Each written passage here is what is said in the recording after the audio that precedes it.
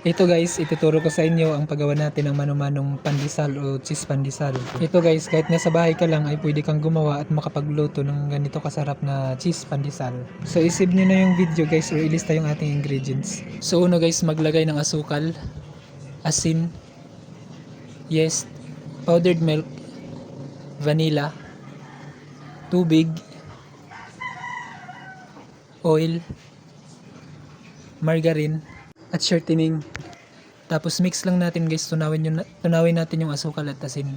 Durugin yung lard at margarine. Tapos maglagay ng first class flour. Yan, saka natin ngayon haluin guys. Halu-haluin lang hanggang sa mabuo. Tapos linisin natin yung bawat gilid ng planggana.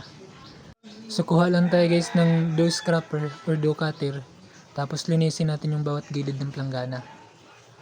Tapos, tsaka natin ngayon lagyan ng oil yung bawat gilid, yung sa baba, tsaka sa gilid ng planggana. At tsaka natin guys sa suntok-suntokin o diin-diinan yung dough. So, baliktaran yan guys. Lagyan natin ng oil, tapos diin-diinan natin yung dough, tapos i-fold natin yung dough, tapos diin-diinan. Tapos fold ulit, tapos diin-diinan, tapos fold ulit, tapos diin-diinan. Tapos pag once na medyo madikit na siya sa planggana, tsaka maglagay ulit tayo ng oil. Tapos continue the process lang guys hanggang sa medyo makinis na. Tapos pagkatapos guys is balutin natin ng plastic. At itabi natin at rest lang natin ng mga 1 hour guys. So ayan, after resting guys, nilatag na natin sa mesa. Cut lang tayo ng kaunting portion at dindiin na natin pahaba. So slide din tayo sa isang gilid guys para pag binasto natin is maganda yung dikit. Tapos pahalang yung lagay natin ng cheese guys para umangkop dun sa ating pagbabaston. So dahan-dahan lang nating bastonin guys para makita nyo kung paano natin ginawa. Ikot tsaka push lang guys para medyo mahigpit yung basto natin. Tapos lagay natin sa kabila yung video para ayan, klarong-klaro yung ating pagbabaston.